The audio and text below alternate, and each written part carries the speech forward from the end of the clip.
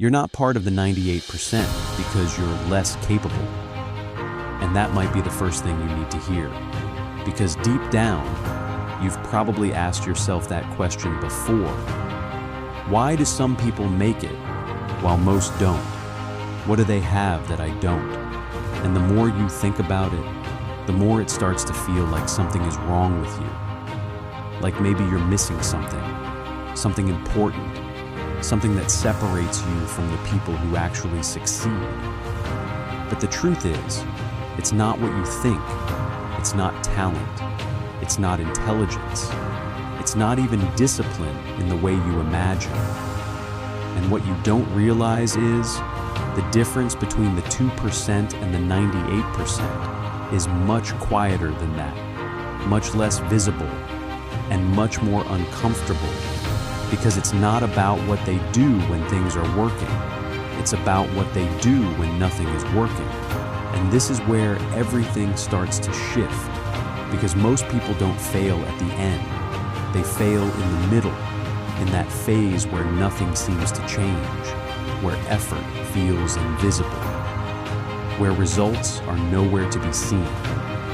And this is the part nobody prepares you for. The part where you start doubting everything, your choices, your direction, yourself. And this is exactly where the 98% stop.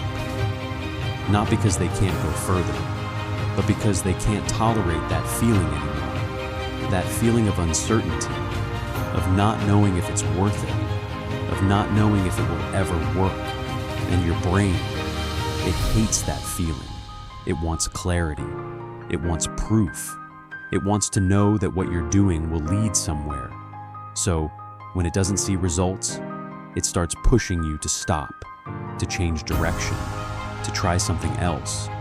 And it feels logical. It feels reasonable. But what you don't realize is, this is the exact moment where everything could have changed. Because right before results appear, there's always a phase of silence. A phase where nothing seems to move. And most people interpret that silence as failure, when in reality, it's just part of the process. And this is where the 2% are different. Not because they don't feel doubt, not because they're more confident, but because they stay.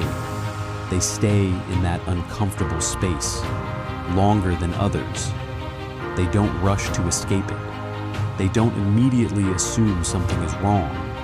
They just continue quietly, consistently, even when it doesn't make sense. And this is what makes it so hard to see from the outside, because it doesn't look like progress. It looks like nothing. And staying in nothing is one of the hardest things you'll ever do, because your mind will keep telling you, this isn't working. You're wasting your time. You should stop. And if you listen to that voice every time, you'll keep restarting your life over and over again, never staying long enough to see what could have happened.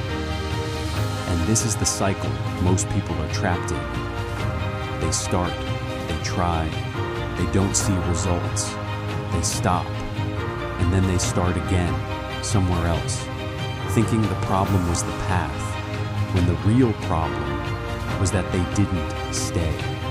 And this is where it gets uncomfortable, because it means maybe the reason you haven't succeeded yet is not because you chose the wrong thing, but because you didn't stay with it long enough. And that's a harder truth to accept, because it puts the responsibility back on you, not in a blaming way, but in a real way, in a way that says, you were closer than you thought, you just didn't know it, and you left. And the worst part is, you didn't even realize it at the time. It just felt like the right decision, like the smart move, like being realistic. But what if being realistic is sometimes just fear in disguise? What if it's your mind trying to protect you from the discomfort of uncertainty and not from actual failure? And once you start seeing that, everything changes. Because now, when things feel slow, when results don't come, when doubt appears, you don't immediately run. You pause, you observe, you ask yourself, am I actually failing, or am I just early? And that question alone can keep you going just a little longer, and sometimes a little longer is all it takes, because success doesn't usually come from doing something different. It comes from doing the same thing long enough for it to work. And that's what the 2% understand, not in theory, but in practice. They don't need constant reassurance. They don't need immediate validation. They just keep going, even when it's quiet, even when it's slow, even when it feels like nothing is happening.